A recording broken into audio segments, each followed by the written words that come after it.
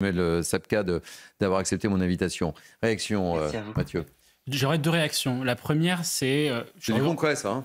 Oui, tout à fait concret. Je voudrais revenir sur ce qu'il a dit sur le propos qui est politique. Il a tout à fait raison. 85% des Français vivent dans une municipalité où il y a une police municipale.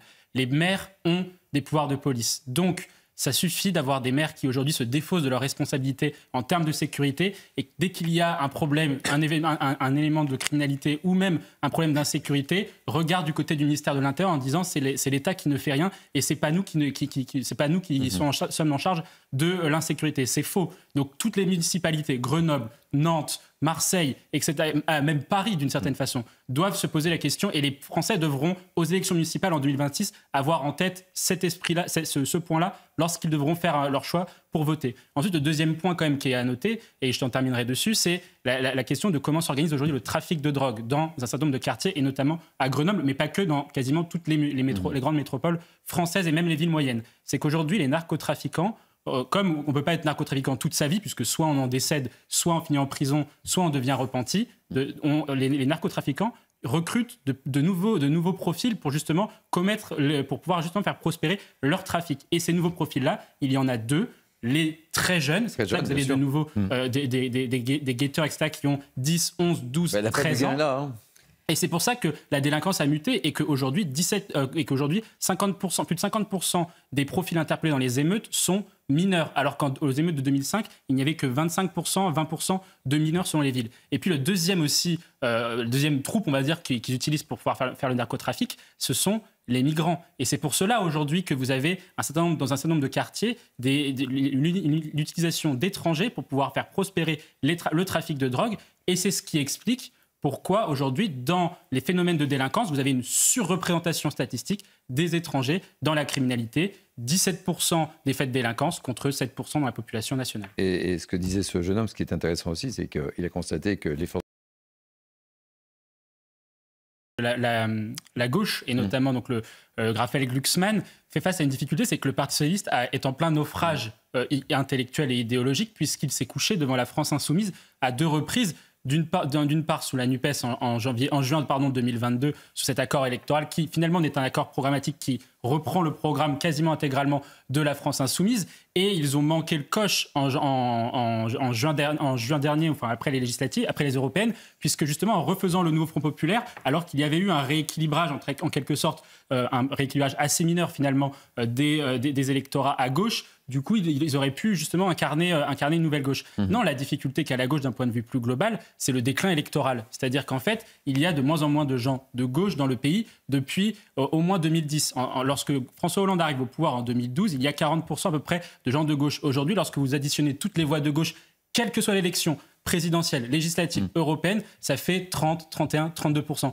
Tant que la gauche n'a pas solutionné cette équation-là, et c'est pour ça que le Parti socialiste est en plein naufrage électoral, parce que comme il se soumet à la gauche, à l'extrême gauche incarnée par la France insoumise, il est en incapacité de pouvoir élargir à d'autres électeurs. Et donc, de fait, comme vous voulez le dire, lorsque Raphaël Glucksmann se retourne derrière lui et qu'il voit Olivier Faure, qui est le plus soumis des insoumis d'une certaine façon, il n'a personne pour justement se retrouver et il est bien seul dans cette ambition de voir incarner une social-démocratie à la française. Bah oui, quand il dit en 2027 ce sera la social-démocratie et non un succès d'année du macronisme ou un avatar du populisme de gauche qui fera face au lépénisme.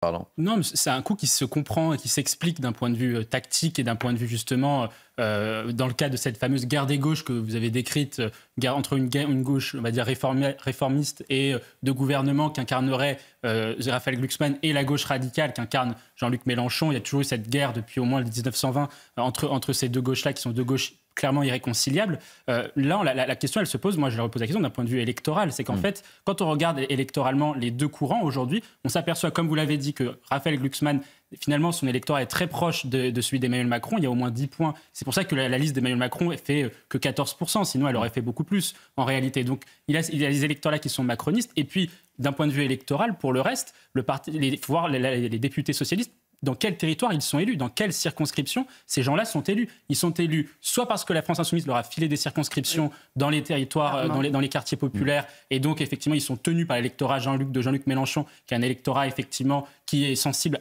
aux thèses de Jean-Luc Mélenchon sur l'islamisme, etc., etc.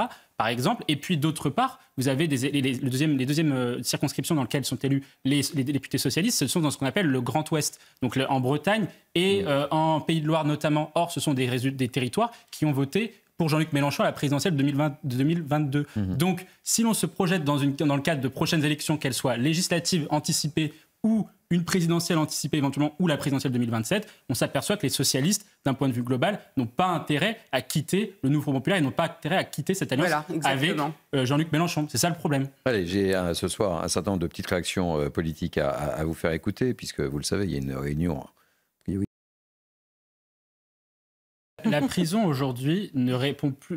La prison française aujourd'hui ne répond plus aux missions que doit faire une prison, à quelle doit répondre une prison. Les deux missions d'une prison, c'est d'une part enfermer les personnes qui sont nuisibles pour la société, et d'autre part éviter la récidive avant de penser à la réinsertion. C'est ça les deux missions de la prison. Or aujourd'hui, ces deux missions-là ne sont pas en capacité d'être appliquées. Pourquoi ? Parce que sur la question de l'enfermement des personnes nuisibles à la société, il faut bien insister sur cette notion de nuisible à la société. On n'est pas en capacité de le faire puisqu'on est face à un phénomène de surpopulation carcérale. On est à plus de 120% de population carcérale aujourd'hui en France parce qu'on n'a pas assez construit de places de prison, parce qu'il y a aussi des élus dans certains territoires qui ne veulent pas qu'on ouvre une prison dans leur ville. C'est toujours mieux dans la ville d'à côté. Et c'est toujours mieux dans la ville d'à côté. Il y a toujours un reportage à Nantes, dans la prison de Nantes, évidemment. C'est une fausse excuse. Parce que les centres de rétention administrative, l'État, quand il décide de les... Personne ne bougeait. Elle l'a pris justement pour qu'on puisse interpeller cette personne, ce qui a été fait, et ça c'est important de le signaler, mais surtout pour qu'il puisse être jugé. Et quel message on envoie aux téléspectateurs qui nous regardent ? Quel message, Mathieu ? Qu'il n'est pas protégé. Exactement, qu'il n'est pas protégé, et surtout que vous pouvez faire tout ce que vous voulez, vous pouvez même filmer des agressions, vous pouvez mettre toutes les preuves en place, et bien effectivement, l'institution judiciaire aujourd'hui ne va pas juger rapidement un délinquant, un criminel, etc. Et c'est ça le véritable problème, alors même que ce sont les Français et que les juges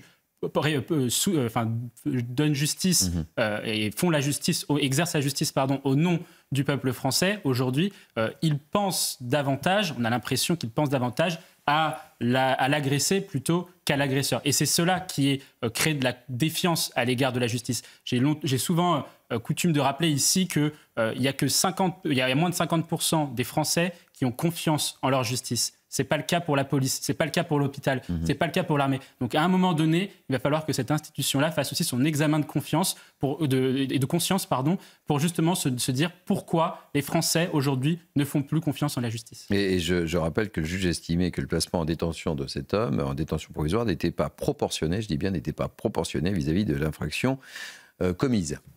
Nathan. Si j'ai bien compris, il y avait aussi une raison d'engorgement de la justice. Pour le délai,